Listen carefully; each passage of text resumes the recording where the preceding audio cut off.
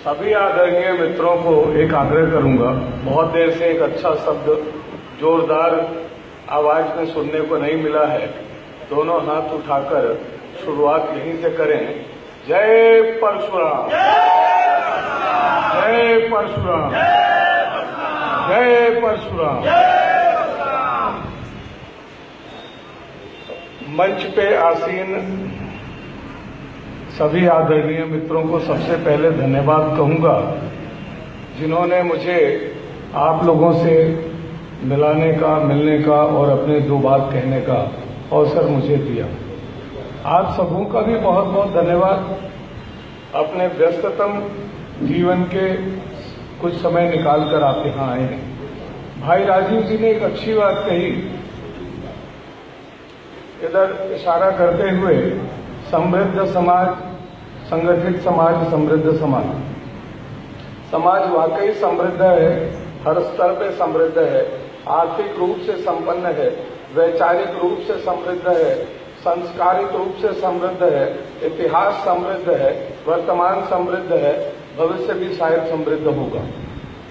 संगठित नहीं है, वो यहां दिख भी रहा है और भी जगह पे दिखता है।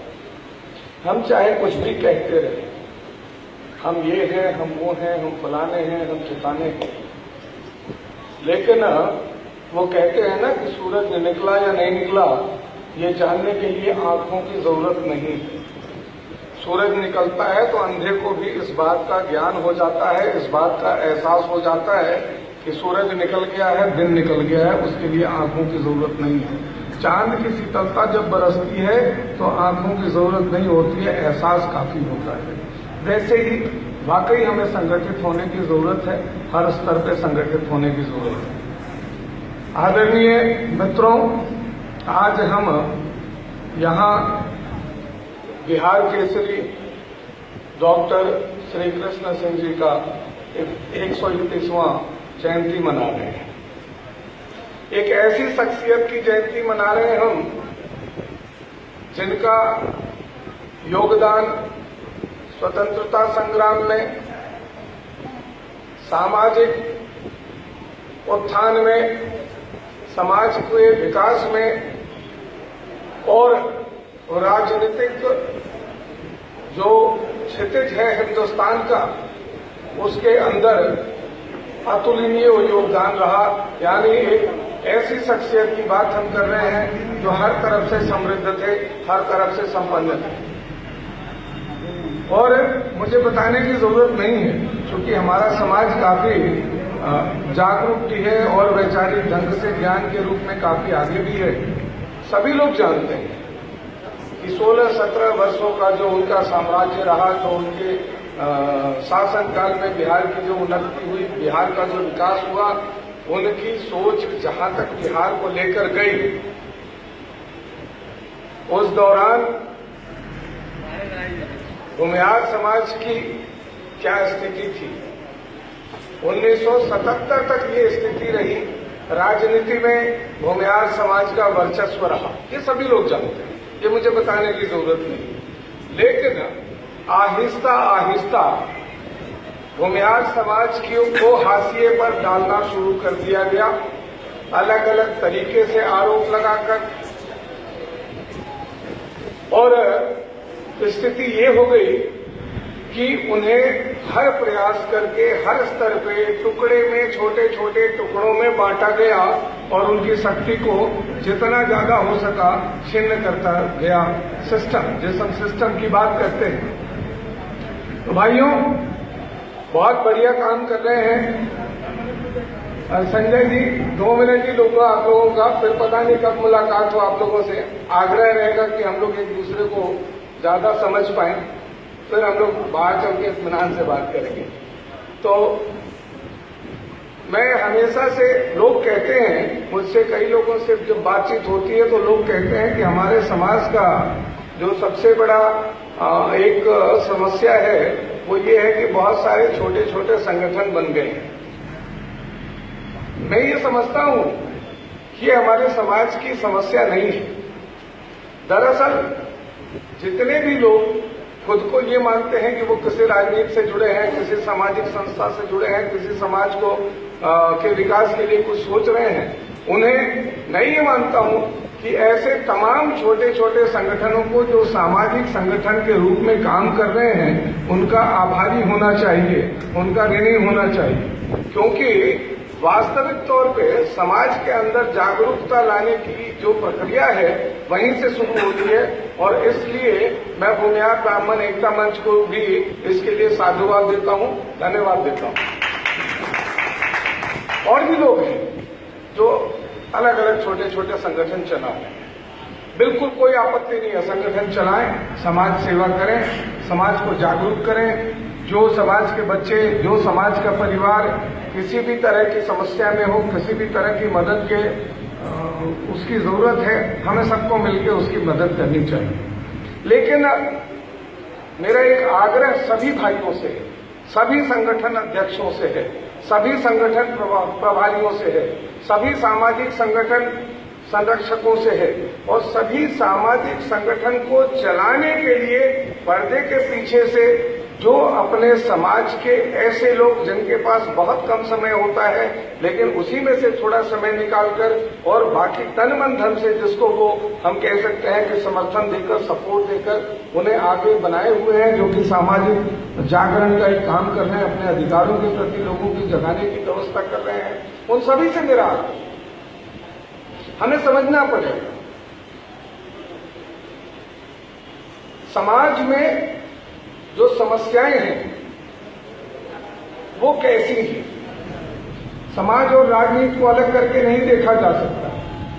समाज है तो राजनीति है, राजनीति है तो समाज है, इसको अलग करके नहीं देखा जा सकता। लेकिन जो समस्याएं हैं, मैं ये समझता हूं कि उनको अलग अलग किया जा सकता है।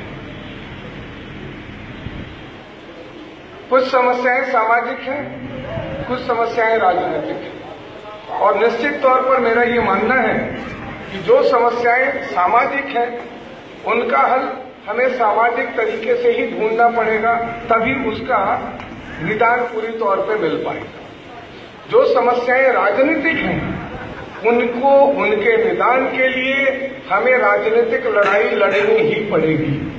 वो हम सामाजिक लड़ाई लड़के समाज के अंदर जागरूकता तो पैदा कर सकते हैं, समाज के अंदर एक आग तो जगा सकते हैं, लेकिन उसका निदान शायद संभव नहीं है।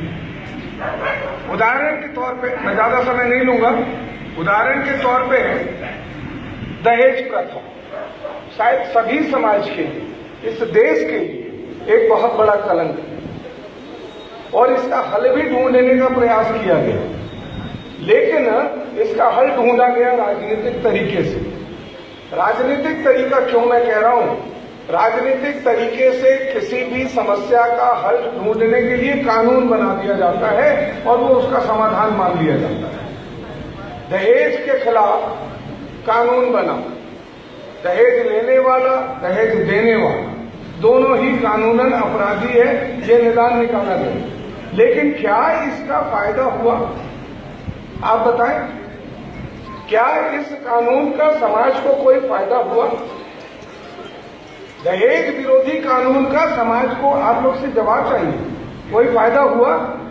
नहीं हुआ। इस वजह से नहीं हुआ क्योंकि वो समस्या राजनीतिक नहीं है, वो समस्या सामाजिक है।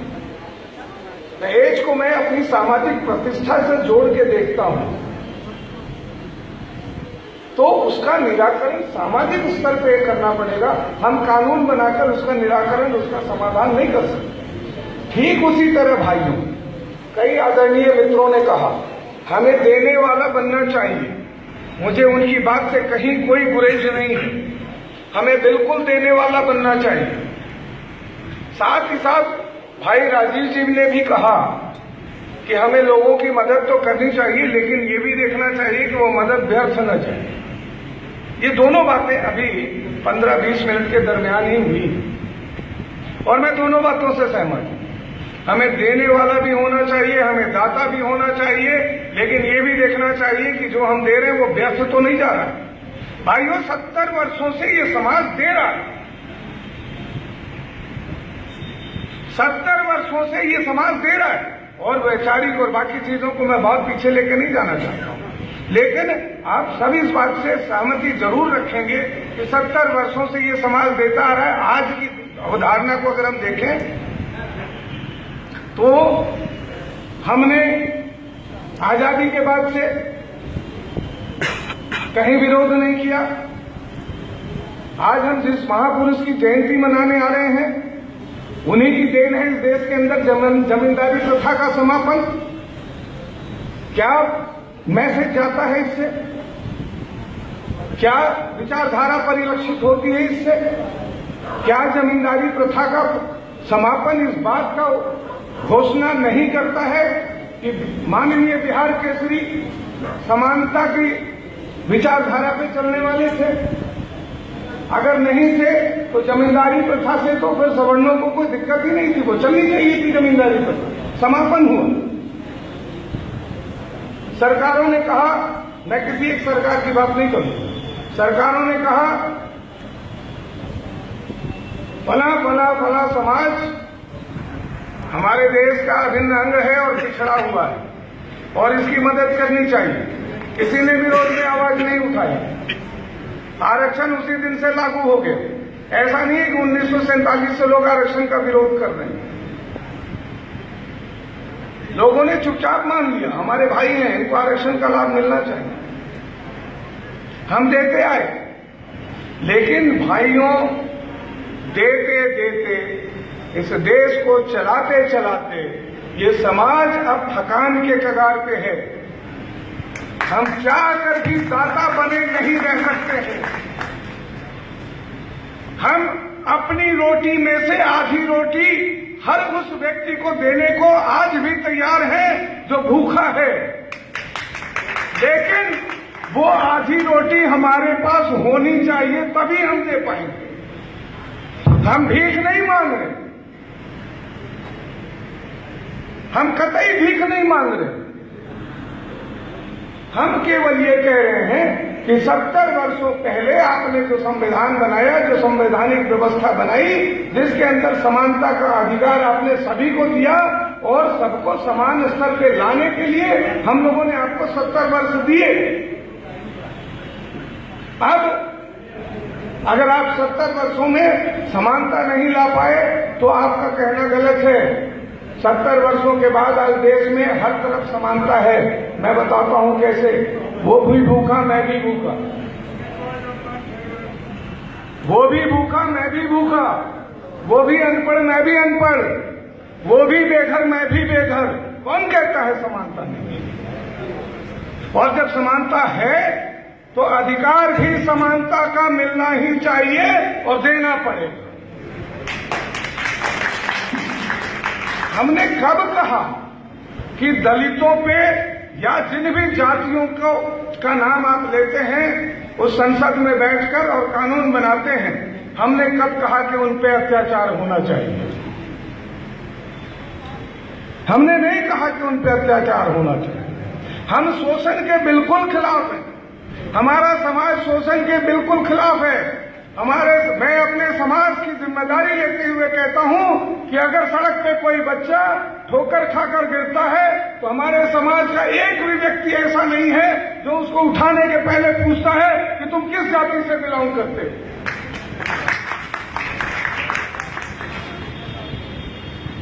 लेकिन भाइयों, SC/ST एक्ट के तहत अगर आपको मुझ पे आरोप लगाने का अधिकार है, SC/ST एक्ट के तहत आपको मुझ पे आरोप लगाने का अधिकार है, तो हमें इस अधिकार से कोई शिकायत नहीं है। आपके पास होना चाहिए अधिकार, लेकिन साथ ही साथ हमारे पास भी अधिकार होना चाहिए कि हम अपनी सफाई में ये कह सकें कि आरोप हम पर गलत लगाया जा रहा है। हम तो बस इतना ही चाहते। ये कब होगा? ये कब होगा? ये केवल सड़कों पे नहीं संभव है। ये बदलाव वहां से होगा जहां से ये हम पे थोपे जाते हैं। हमारे देश में 543 संसदीय क्षेत्र हैं भाई साहब, और इन 543 में 113 संसदीय क्षेत्र आरक्षित हैं, अगर मैं सही जान रहा हूं। यानी आज के दौर में भी 430 सांसद सवर्ण और ओबीसी समाज से आते हैं। कानून बनाने के लिए आपके यहां जो व्यवस्था है 2/3 बहुमत जरूरी है। यानी हमारे खिलाफ जो कानून बनते हैं उसमें उन लोगों से ज्यादा हाथ हमारे अपने लोगों का होता है। क्यों होता है ये हमें सोचना पड़ेगा। मैं किसी जाति का नाम नहीं लूंगा, किसी नेता का नाम नहीं लूंगा, लेकिन केवल जाति को देखते हुए कोई व्यक्ति 15 वर्षों तक, 20 वर्षों तक, 25 वर्षों तक राज कर जाता है बगैर विकास किए, और वो डंके की चोट पर उसकी बात कहता है। आज कोई भी राजनीतिक दल हमारी आवाज उठाने को तैयार नहीं है, क्योंकि उसे हम पे ही भरोसा नहीं। मैं फिर से राजीव भाई जी की बात को यहां कहूंगा, बड़ी करूंगा, वाकई संगठन की जरूरत है। जितने भी संगठन हैं, मेरा आग्रह उनसे बार बार है, मैं बार बार कहूंगा कि उन्होंने समाज को जगा दिया है। समाज के भीतर आग जल रही है परिवर्तन की। सीमित दायरे से बाहर आवे, जरूरी नहीं है कि कहां जाएं, वो उनका अपना निर्णय होगा, लेकिन समाज के हित में केवल माचिस की तिल्ली दिखा के और अलग हट जाने से काम नहीं चलेगा। आगे बढ़े, समाज जाग चुका है, संसद तक पहुंचे, विधानसभा तक पहुंचे, डॉक्टर श्री कृष्ण बाबू का अनुसरण करते हुए समाज में भी परिवर्तन लावे, व्यवस्था में भी परिवर्तन लावे। हम व्यक्तिगत तौर पे, सामाजिक तौर पे अपनी समाज का जो भी भला कर पाएंगे, जो भी मदद कर पाएंगे, वो बहुत ही लिमिटेड होगा। इससे बहुत कुछ नहीं होने वाला। इससे हमारी इंसानियत उजागर हो सकती है। हम बहुत करना चाह के भी बहुत कुछ नहीं कर पाएंगे।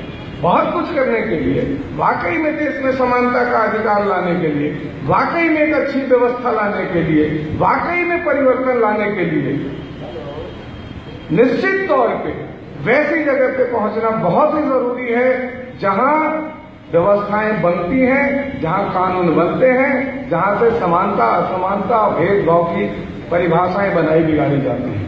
आप लोगों ने मुझे बहुत समय दिया, बहुत बहुत आभार आप सभी मित्रों का, सभी आदरणीय मित्रों का, मंचासीन मित्रों का बहुत बहुत धन्यवाद।